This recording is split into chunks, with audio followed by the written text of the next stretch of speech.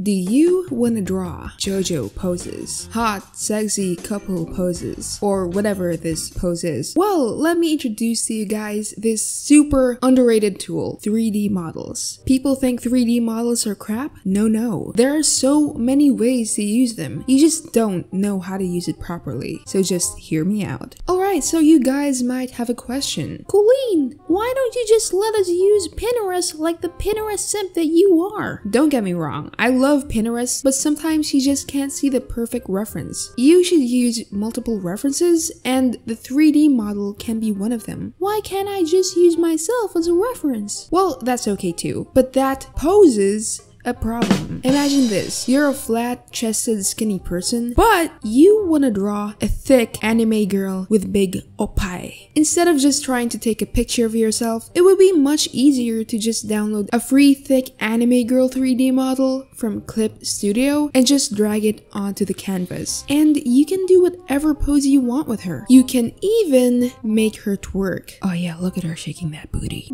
But Kooleen, isn't using references cheating?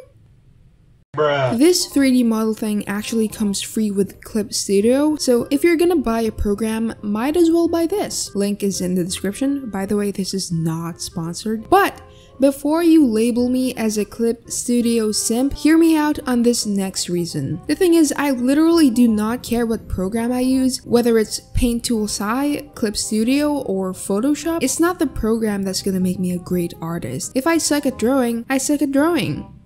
Come on guys, after all of my videos, do you really believe that? Listen, the main reason why I chose Clip Studio is that it has a huge community, and you guys know me, I'm a cloud chaser, so I joined in on the fun. JK, let me explain some more. Let's say you want to draw some hot and sexy poses, but the problem is that it's hard to actually control how you want the pose to turn out. It's just super hard. Well, that's the beauty of the asset store. Listen, I still use SAI from time to time, but I rarely use it for painting now. Why? Nobody makes custom brushes anymore. You gotta make one yourself. And ain't nobody got time for that. In the asset store, you can basically just search for whatever you need, like brushes, poses, backgrounds, and most of these are free. You can basically just search for a pose that someone has already done for you. And then boom, just tweak it to any lighting, any angle, and any perspective that you want. This isn't completely true after all, because if you use this method in your art, you become upgraded to smart, efficient artist. But Kooleen, I'm a pro! 3D models are for noobs! Dude, this isn't just for beginner artists. Let me tell you why this is good for anyone in general. Composition. Let's say you want to draw something cool and edgy, and you want it to be exactly how you imagined it in your head. You know what guys? Artists spend so much time on the sketch because we keep erasing and drawing over and over again.